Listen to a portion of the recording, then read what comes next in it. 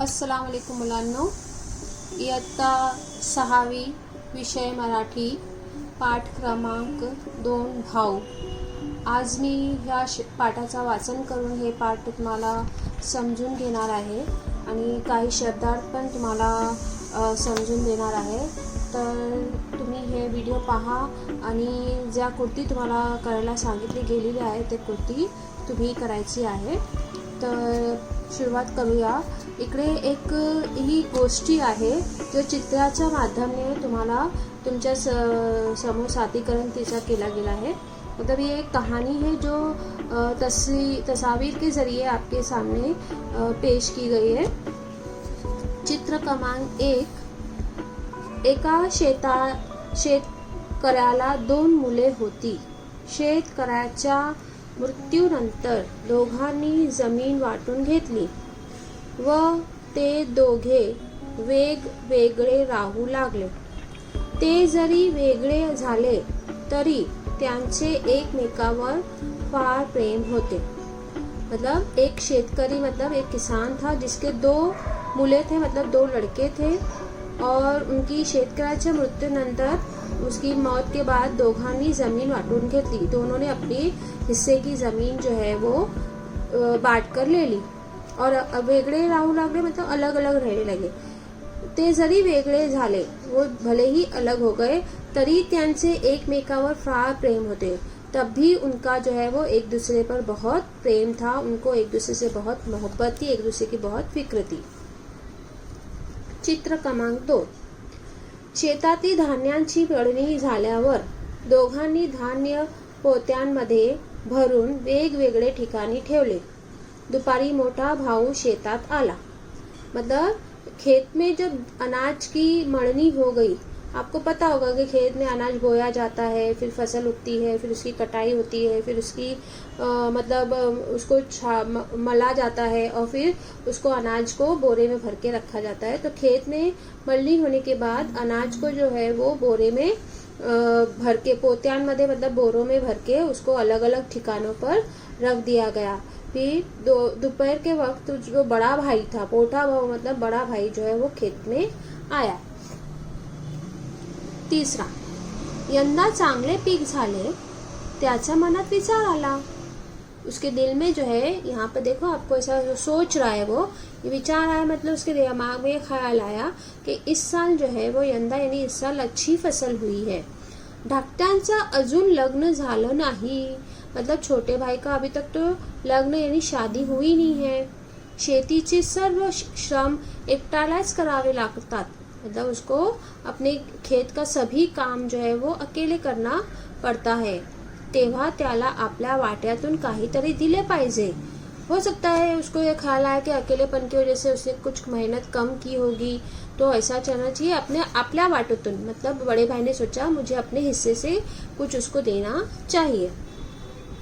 चित्र 4. असा विचार करून मोठ्या भावाने आपल्या वाटणीची पोत्यामधून 5 पोती छोट्या भावाचे पोत्यांची थप्पीत ठेवून दिली. जब उसको ऐसा ख्याल आया तो बड़े भाई ने अपने 5 जो पोती थी 1, 2, 3, 4 आणि हे 5 अशी 5 पोत्या त्यांनी लहान भाऊची पोत्या बरोबर ठेवून दिली. मतलब छोटे भाई की थप्पी के साथ उसने अपनी 5 थप्पी रख दी. अभी ये छोटा भाई है, ठीक है. तो सायंकाळी राखणदारी करायला छोटा भाऊ खड्यावर आला. शाम के वक्त जो है वो देखभाल करने के लिए सभी किसान जो है वो एक बार अपने खेत पर जरूर जाते हैं. तो छोटा भाई जो है वो खेत पर गया. त्याच्या मनात विचार आला. उसके भी दिल में एक ख्याल आया, इतक्या धान्य आपल्या कशाला हवा. इतना जो अनाज उगा है ये इसको वो सोचने लगा कि इतना अनाज मुझे क्यों चाहिए. दादाला मूलबाळ आहे, मतलब बड़े भाई को दादा बोलते ना, तो उसे सोचा कि बड़े भाई के पास तो उनके बाल बच्चे भी आहे, ती एकटाच आहे और मैं तो अकेला हूँ. मला कमी धान मिळेल तरी चालेल, मुझे अगर कुछ कम अनाज मिला तो भी चल जाएगा, पण दादाला याची आवश्यकता आहे. लेकिन दादा को तो इसकी क्या है, आवश्यकता है, जरूरत है. 6वा चित्र. असा विचार करून छोट्या भावाने आपल्या वाटणीचे पोत्यांमधून 5 पोती मोठ्या भावाचे पोत्यांस थप्पी ठेवून दिली। ऐसा ही जैसे उसको ख्याल आया तो उसने क्या किया, छोटे भाई ने अपनी 5 बोरी जो है वो बड़े भाई के बोरे के साथ रख दी। 7वां चित्र। दुसऱ्या दिवशी खड्यावर जाऊन दोघेही पाहतात। दुसरे दिन दोनों भाई अपने अपने खेतों पर पहुंचे तो दोनों ने क्या देखा, तो दोघांची पोती पूर्वी इतकीच। दोनों की पोती जो है, बोरे जो है वो पहिले जितने ही हैं। माझी पोती पूर्वी इतकीच वाढली कशी, यांच्या मनाला प्रश्न पड़ा। दोनों के दिल में एक ही सवाल आया कि मैंने तो अपनी 5 पोती कम कर दी थी, तो भाई के वो वापस से उतनी कैसे हो गई। 8वां चित्र। नंतर दोघांनी एकमेकांकडे चौकशी केली। फिर दोनों ने आपस में क्या किया, एक दूसरे से मालूमात, उन्होंने एक दूसरे से पूछा। खरी हकीकत समजत दोघांनी गभीरून आले। और जैसे ही उन दोनों को एक दूसरे के बारे में पता चला, दोनों ही एकदम जज्बाती हो गए।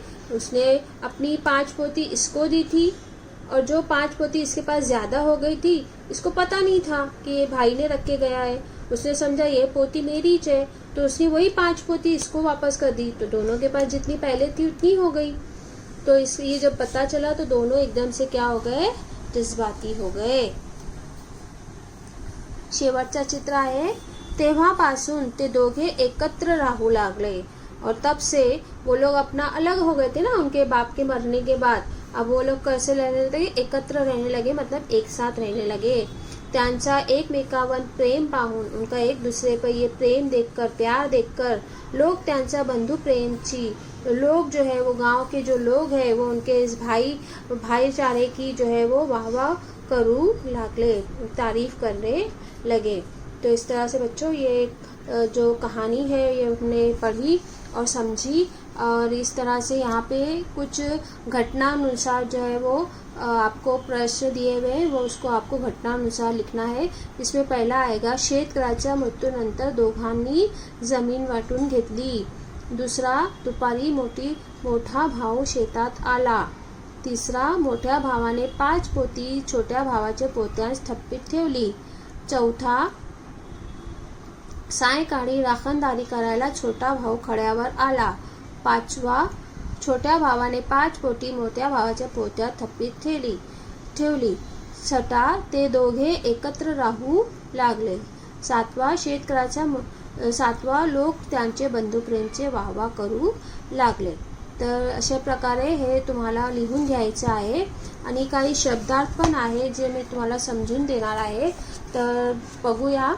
मृत्यू म्हणजे मौत, पोती यानी अनाज के बोरे, यंदा यानी इस साल, बंधु प्रेम भाइयों की मोहब्बत या भाईचारा, शेतकरी किसान, शेत खेत, विचार ख्याल, मोठा भाऊ यानी बड़ा भाई, सायंकाळी यानी सुबह सवेरे, एकत्र यानी एक साथ, श्रम यानी तकलीफ या मेहनत, वाटा यानी हिस्सा, आवश्यकता यानी ज़रूरत, हकीकत यानी कहानी किस्सा, धान्य यानी अनाज, पीक यानी फसल, लगन यानी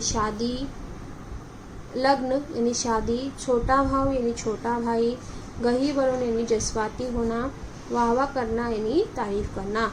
तो इस प्रकार से आपको ये आपके होमवर्क में आपको ये एक बार लिखना है, और शाम को जब इंशाल्लाह हम जूम पे मिलेंगे तो इस पाठ के जो भाषा व्याकरण है, भाषा अभ्यास वो हम देखेंगे। अल्लाह हाफिज़।